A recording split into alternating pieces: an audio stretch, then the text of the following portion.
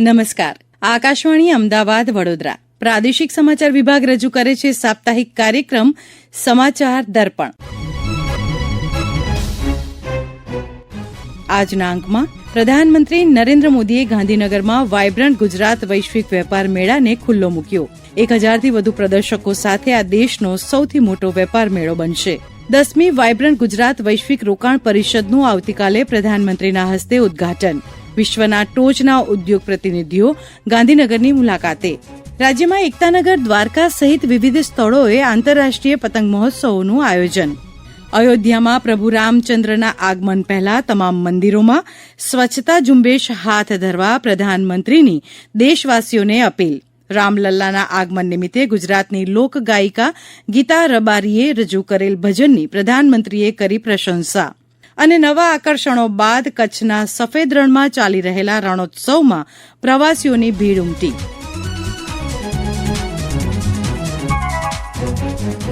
રાજ્યની સૌથી મોટી રોકાણ પરિષદ ગણાતી વાયબ્રન્ટ ગુજરાત વૈશ્વિક રોકાણ પરિષદનો આવતીકાલથી પ્રારંભ થવા જઈ રહ્યો છે. ત્યારે પ્રધાનમંત્રી નરેન્દ્ર મોદી સહિત કેન્દ્ર સરકારના મંત્રીઓ, ઉદ્યોગ જગતના વૈશ્વિક આગેવાનો, અગ્રણીઓ ગુજરાતની મુલાકાતે પધાર્યા છે. 2019 બાદ 5 વર્ષના સમય ગયા બાદ આ અનેકવિધ કારણો માટે આ પરિષદ ખાસ રહેશે. આ પરિષદના ભાગરૂપે પ્રધાનમંત્રી નરેન્દ્ર મોદીએ ગાંધીનગરના હેલીપેડ ગ્રાઉન્ડ ખાતે vibrant Gujarat global trade show ખુલ્લો મૂક્યો.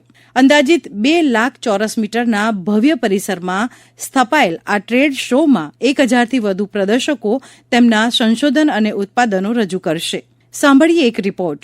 રાજ્યમાં રહેલી રોકાણની તકો વિશ્વ સમક્ષ રજૂ કરવા દર 2 વર્ષે યોજાતી વાયબ્રન્ટ ગુજરાત સમિટને આ વર્ષે 20 વર્ષ પૂર્ણ થઈ રહ્યા છે. ભવિષ્ય માટેનું પ્રવેશદ્વાર આ વિષયવસ્તુ પર યોજાઈ રહેલી આ 10મી વાયબ્રન્ટ પરિષદ ગુજરાતના વિકાસ માટે મહત્વપૂર્ણ સાબિત થશે. વાયબ્રન્ટ ગુજરાત પરિષદને લઈને અમદાવાદ અને ગાંધીનગર શહેરોને શણગારવામાં આવ્યા છે. લોકોમાં અનેરો ઉત્સાહ જોવા મળી રહ્યો છે. આ વખતે પ્રથમવાર 1 લાખથી વધુ લોકોએ આ પરિષદમાં ભાગ લેવા માટે નોંધણી કરાઈ છે, જે સંખ્યા ગત વાયબ્રન્ટમાં 48,000 હતી. આ વખતે 36 જેટલા દેશો અને 16 જેટલી વૈશ્વિક સંસ્થાઓ પણ આ પરિષદમાં ભાગ લઈ રહી છે. નવીનીકરણીય ઉર્જા, સેમિકન્ડક્ટર, ગ્રીન હાઇડ્રોજન જેવા વિશ્વમાં ઉભરતા ક્ષેત્રો પર આ વખતની આ પરિષદ કેન્દ્રિત થશે. ગાંધીનગરના હેલીપેડ ગ્રાઉન્ડમાં યોજાઈ રહેલા 5 દિવસીય ભવ્ય ટ્રેડ શોમાં ઓસ્ટ્રેલિયા, દક્ષિણ કોરિયા, થાઇલેન્ડ, સિંગાપોર, યુએઈ સહિત 20 દેશો ભાગ લઈ રહ્યા છે. ટ્રેડ શોમાં મેક ઇન ગુજરાત, આત્મનિર્ભર ભારત જેવી 13 અલગ અલગ વિષયવસ્તુઓ પર 13 જુદા જુદા હોલનું નિર્માણ કરવામાં આવ્યું છે, જેમાં 1000થી વધુ પ્રદર્શકો તેમના સંશોધનો અને ઉત્પાદનો રજૂ કરશે. આ ટ્રેડ શોમાં 450થી વધુ સૂક્ષ્મ, લઘુ અને મધ્યમ ઉદ્યોગોના એકમો પણ ભાગ લઈ રહ્યા છે. મહિલા સશક્તિકરણ, ગ્રીન અને સ્માર્ટ માળખાકીય સુવિધા, ટકાઉ ઉર્જા જેવા ક્ષેત્રો પરના સ્ટોલ આ ટ્રેડ શોનું મુખ્ય આકર્ષણ હશે.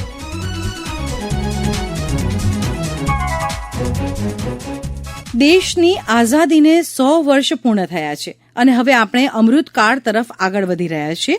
ત્યારે અમૃતકાળમાં યોજાઈ રહેલી આ 10મી વાયબ્રન્ટ પરિષદમાં 2047 સુધી વિકસિત ભારતના સંકલ્પને સિદ્ધ કરવા માટે રોડમેપ પણ તૈયાર કરાશે.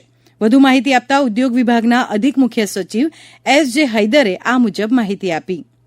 1,07,000 કરતા વધુ રજીસ્ટ્રેશન થઈ ચૂકે છે, જે રેકોર્ડ છે. 136 કન્ટ્રીમાંથી ઇન્ડિવિજ્યુઅલ અને કંપનીના લેવલે જે રજીસ્ટ્રેશન કરવામાં આવેલ છે એની સંખ્યા 1,07,000 છે અને હજુ આગામી દિવસોમાં એ સંખ્યા ઉત્તરોત્તર વધવાની છે.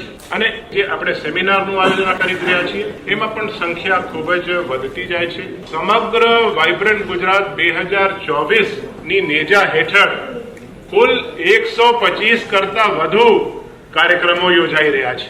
એક રીતે બિઝનેસ નેટવર્કિંગ થઈને એક બિઝનેસનું આપણે આયોજન કરતા હોઈએ છીએ, એટલે એનો એટલો ફાયદો છે. એમાં પણ બિઝનેસ નેટવર્કિંગની સાથે B2B, B2G, G2G એ તમામ આપણે કરતા હોઈએ છીએ અને એનો બહુ લાભ થવાનો છે. એટલે માત્ર 3 દિવસીય કે 5 દિવસીય કાર્યક્રમ તરીકે જોવાનો નથી. એની સાથે સાથે જે આગામી દિવસોમાં ફાયદો થવાનો છે એ ખૂબ જ નોંધપાત્ર થવાનું છે. ઉત્તરાયણ તહેવાર જેમ જેમ નજીક આવી રહ્યો છે તેમ આકાશમાં અવનવા પતંગો જોવા મળી રહ્યા છે. પતંગ શોખીનોને એક મંચ પૂરું પાડવા ગુજરાત પ્રવાસન નિગમ દ્વારા દર વર્ષની જેમ આ વર્ષે પણ આંતરરાષ્ટ્રીય પતંગ મહોત્સવની ઉજવણી કરવામાં આવી રહી છે.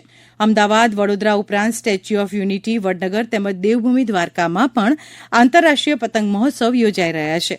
અમદાવાદમાં મુખ્યમંત્રી ભૂપેન્દ્ર પટેલે આ સમારોહનો પ્રારંભ કરાવતા અમૃતકાળમાં સંસ્કૃતિની જાળવણી સાથે વિકાસની નેમ વ્યક્ત કરી હતી.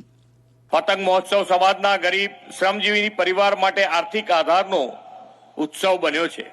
આજે સમગ્ર દેશના પતંગ ઉદ્યોગમાં ગુજરાતનો હિસ્સો 40% જેટલો છે અને ગુજરાતને પતંગનું સૌથી મોટું ઉત્પાદક અને વેપારી રાજ્ય માનવામાં આવે છે.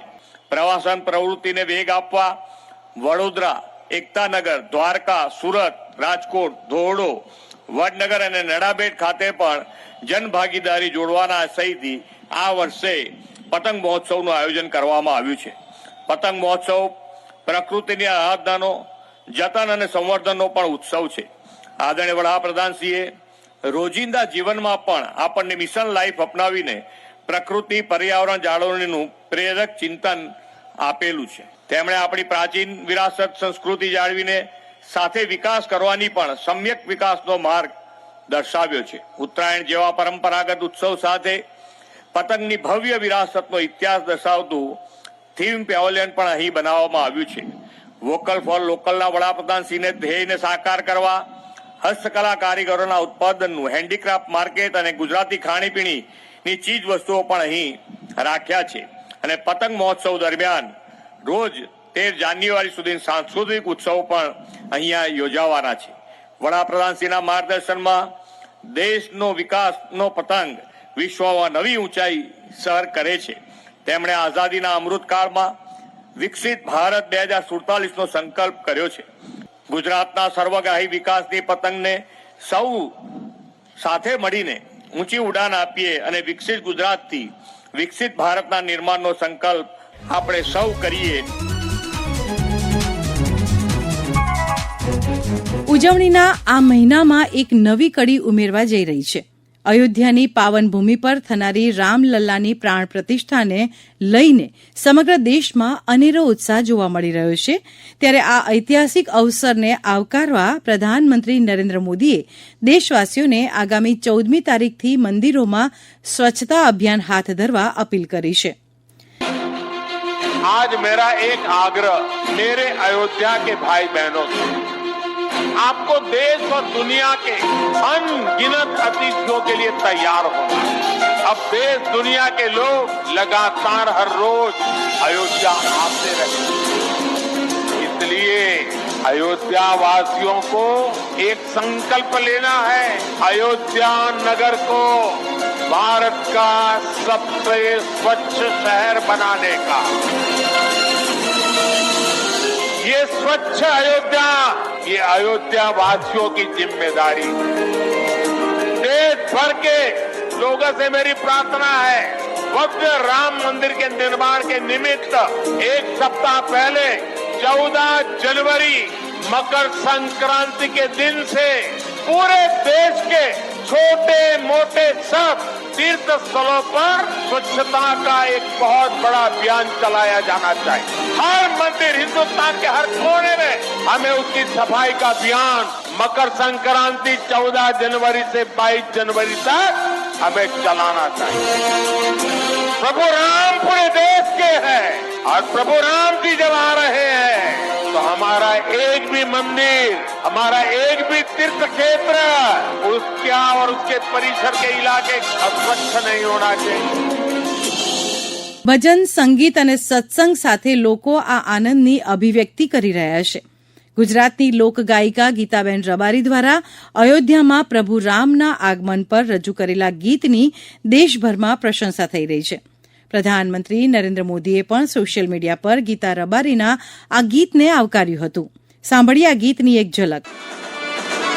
आज जश्न मनाओ सारी दुनिया में, मेरे राम प्रभु जी घर आए. मेरे राम प्रभु जी घर आए. आज फूल बिछाओ सारी बगिया की, अयोध्या में उत्सव छाए.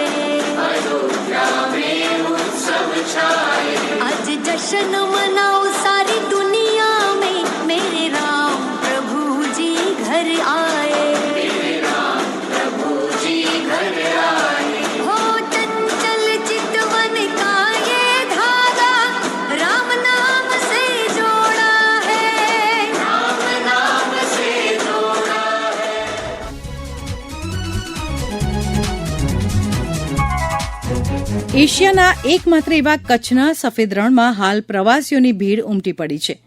ધોરડોમાં યોજાઈ રહેલા રણોત્સવમાં લાઇટ એન્ડ સાઉન્ડ શો જેવા નવા આકર્ષણો ઉમેરાયા બાદ પ્રવાસીઓનો ધસારો જોવા મળી રહ્યો છે. વધુ માહિતી આપે છે ટેન્ટ સિટીના સંચાલક અમિત ગુપ્તા. 25 फरवरी तक चलेगा और जैसा कि लास्ट कुछ दिनों पहले इवेंट WTO द्वारा एक अवार्ड मिला है डोडो गांव का, जहाँ पे ये रण उत्सव होता है, टेंट सिटी जहाँ पे डेवलप होती है. ये बहुत गर्व की बात है हम सब लोगों के लिए.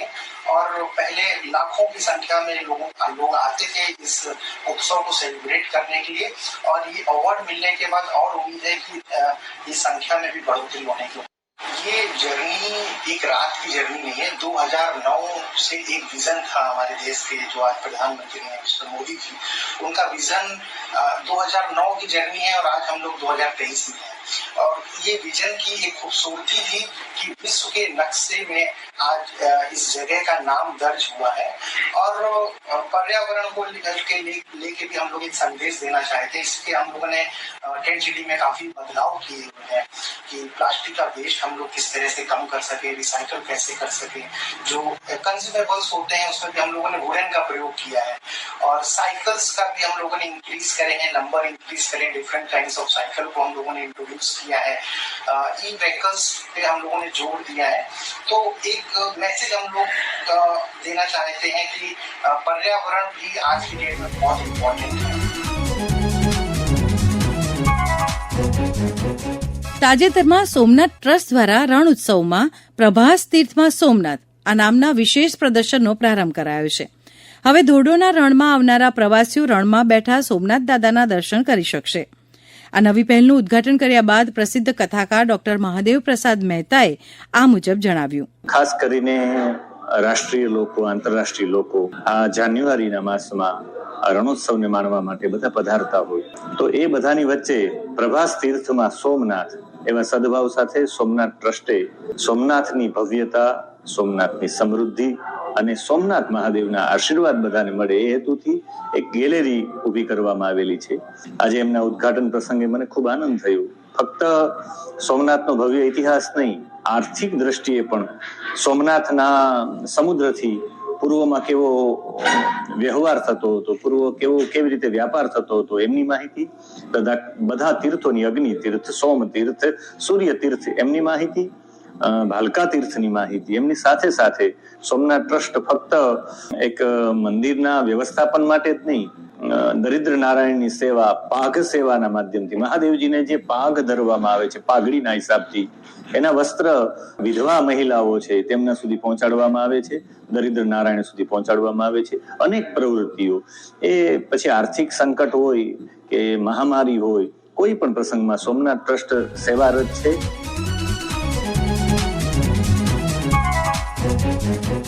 રણોત્સવમાં આવેલા પ્રવાસી ગુડ્ડુ સિંધનિયાએ આ સેવાનો લાભ લીધા બાદ આ મુજબ પ્રતિભાવ આપ્યો. दर्शन ऐसे लग रहा है कि मैं सोमनाथ में ही हूँ और मेरे को लाइव दर्शन इतने अच्छे हुए हैं, इतने अच्छे से यहाँ पर सब कुछ बताया जा रहा है कि सोमनाथ ट्रस्ट ने जो ये चीज शुरू की है, मेरे को उम्मीद नहीं थी कि मैं टेंट सिटी में आऊंगा और मेरे को सोमनाथ जी के दर्शन हो जाएंगे. मेरा ट्रिप था, सोमनाथ जी जाने का मन भी था बहुत, मगर किसी कारणवश नहीं बन पाया.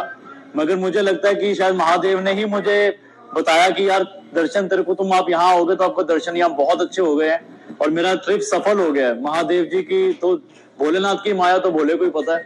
भोले की फौज करेगी मौज. આ સાથે જ સમાચાર દર્પણ કાર્યક્રમનો આજનો અંક પૂરો થયો.